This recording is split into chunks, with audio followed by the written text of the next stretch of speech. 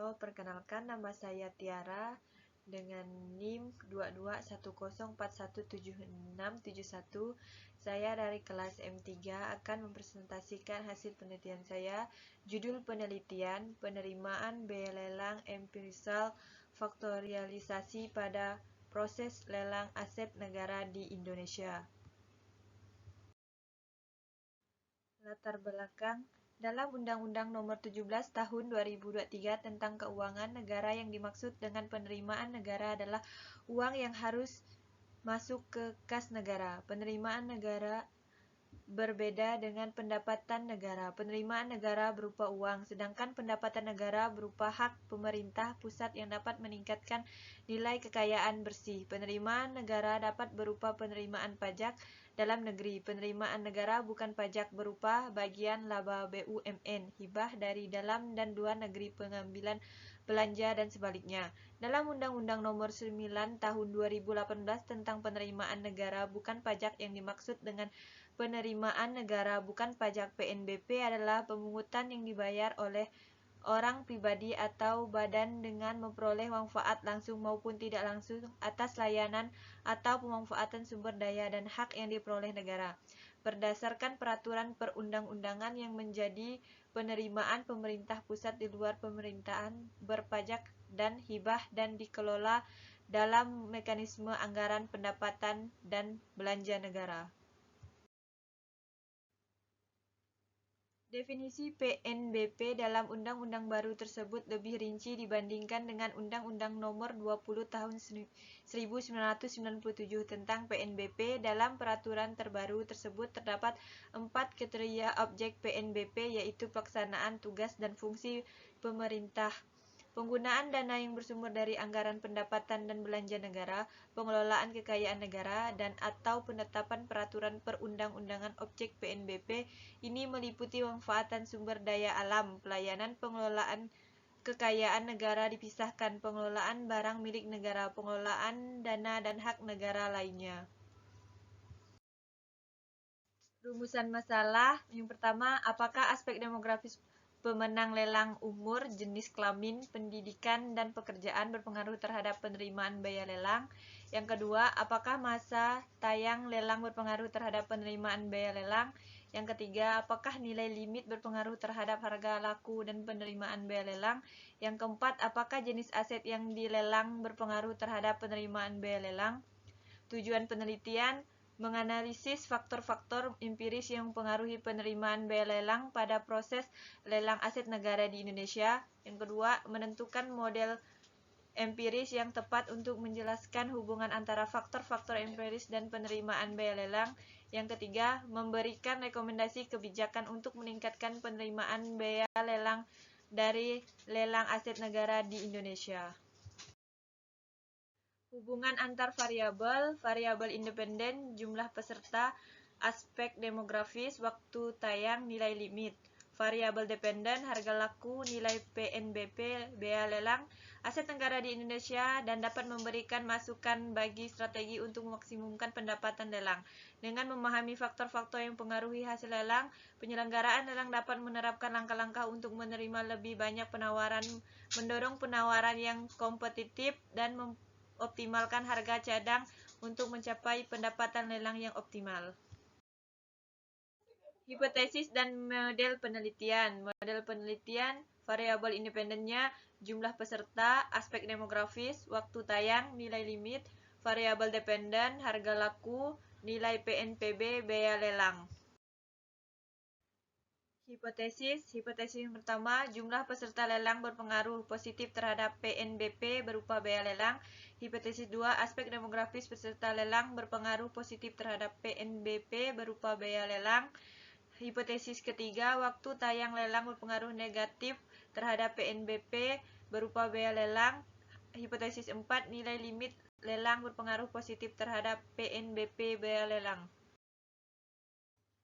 Metode penelitian. Data yang digunakan dalam penelitian ini menggunakan data sekunder berbentuk cross section. Penelitian ini menggunakan metode korelasi. Data dikumpulkan dari data Pelanggan Kementerian Keuangan dan BPS. Variabel bebas yang digunakan dalam penelitian ini antara lain jumlah peserta lelang, aspek demografis, masa tayang lelang, dan nilai limit. Analisis hasil penelitian, analisis data, deskripsi variabel penelitian. Kurun waktu 4 tahun dari 2016 hingga 2019 dan 5.133 data yang diteliti setidaknya memiliki satu jumlah peserta lelang dalam setiap lelangnya. Penelitian ini menggunakan model regresi dengan data correlation.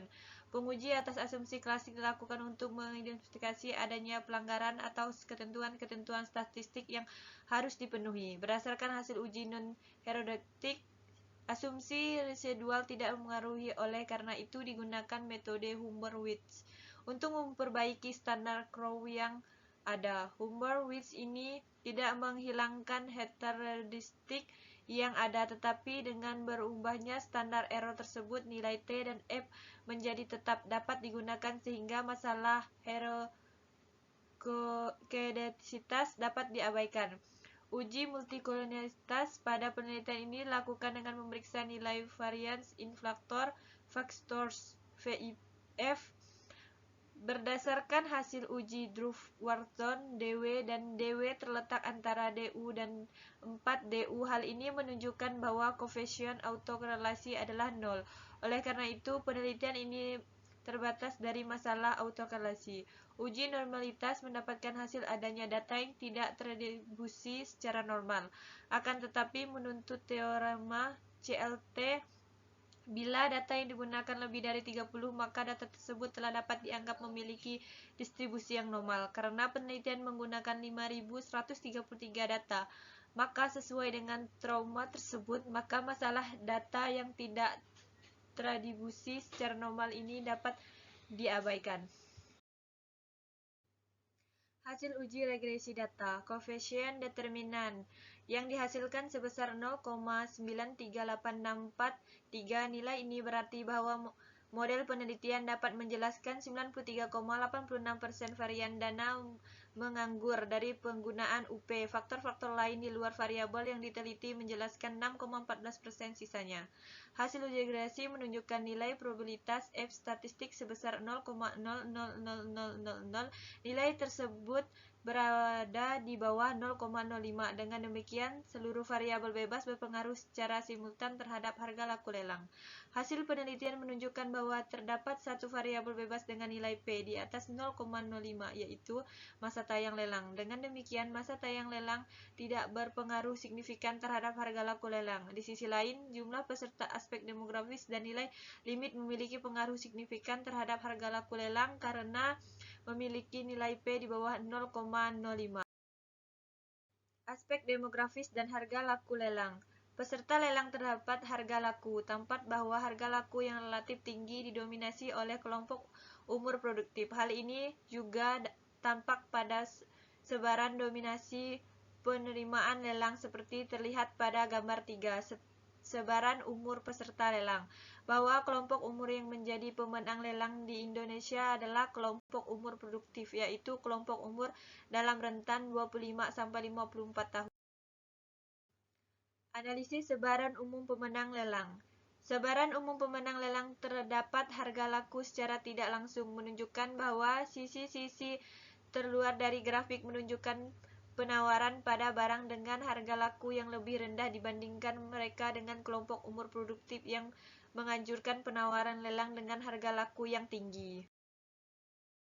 Harga laku lelang. Hasil penelitian-penelitian tersebut pada dasarnya menyebutkan bahwa alasan terbatasnya waktu dapat meningkatkan harga yang terbentuk terjadi karena perilaku manusia yang dipengaruhi oleh emosional mereka. Dari pengaruh emosional inilah sebenarnya kata Octavian Prefer tersebut muncul. Kesimpulan, berdasarkan hasil tersebut, maka dapat disimpulkan bahwa demografis peserta lelang memiliki pengaruh yang signifikan pada nilai laku lelang. Hipotesis masa tayang berpengaruh negatif terhadap harga laku lelang ditolak. Angka signifikan yang melebihi batas menunjukkan tidak adanya keterkaitan antara waktu tayang dengan harga laku lelang. Besar kecilnya harga laku untuk lelang ini bisa diartikan juga diikuti oleh pelaku yang sudah bisa menginformasikan lelang-lelang di instansi pemerintah. Nilai limit berpengaruh positif terhadap harga laku lelang. Hasil penelitian menunjukkan bahwa nilai limit memiliki pengaruh positif signifikan terhadap harga laku lelang, sehingga dapat disimpulkan bahwa hipotesis keempat dalam penelitian ini tidak dapat ditolak. Hal ini menunjukkan bahwa nilai limit berpengaruh terhadap harga laku lelang. Hasil ini pula menguatkan argumen bahwa semakin tinggi nilai limit yang ditetapkan pada suatu lelang, nilai pokok yang tertentu semakin meningkat. Penerimaan dari biaya lelang karena diambil dari tarif tertentu dari harga laku secara tidak langsung sangat dipengaruhi juga oleh harga limit. Penentuan harga limit menjadi kunci terhadap peningkatan penerimaan negara perlu dipertimbangkan bukan secara teknis namun secara sosial, behavioral terhadap harga. Kontribusi penelitian. Yang pertama, faktor-faktor yang mempengaruhi penerimaan biaya lelang. Penelitian ini mengidentifikasikan beberapa faktor yang secara signifikan mempengaruhi penerimaan biaya lelang, seperti nilai jaminan lelang, nilai limit lelang, jumlah peserta lelang, dan jenis aset yang dilelang. Temuan ini membantu Direktorat Jenderal Kekayaan Negara (DJKN) dalam merumuskan strategi yang lebih efektif untuk meningkatkan penerimaan biaya lelang dari proses lelang aset negara. Yang kedua, metode analisis faktor. Penelitian ini menggunakan metode analisis faktor untuk mengidentifikasi faktor-faktor lelang yang mendasari variabel-variabel yang diamati. Penggunaan metode analisis faktor ini memungkinkan penelitian untuk mendapatkan pemahaman yang lebih mendalam tentang hubungan antara variabel-variabel yang diamati dan faktor-faktor yang mendasarinya. Keterbatasan penelitian, sampel yang digunakan merupakan transaksi lelang laku dengan kategori tanah dan atau bangunan. Dalam 5.133 data yang digunakan dapat berupa transaksi lelang berupa tanah, dapat pula berdasarkan transaksi lelang berupa tanah dan bangunan. Harga tanah antara satu daerah dengan daerah yang lain bisa saja berbeda secara signifikan. Terkait lokal atas tanah dan atau bangunan tidak dipilih sehingga mungkin saja terdapat nilai yang koeficiensi dari sampel satu untuk sampel yang lain. Penelitian ini dilakukan terhadap transaksi dalam kurun waktu 4 tahun, di mana jumlah frekuensi transaksi tampak berbeda secara signifikan, dengan frekuensi paling sedikit pada tahun 2016 dan paling banyak pada tahun 2019. Penelitian yang dilakukan dalam kurang waktu 1 tahun dapat memberikan hasil yang berbeda. Sekian presentasi dari saya, terima kasih.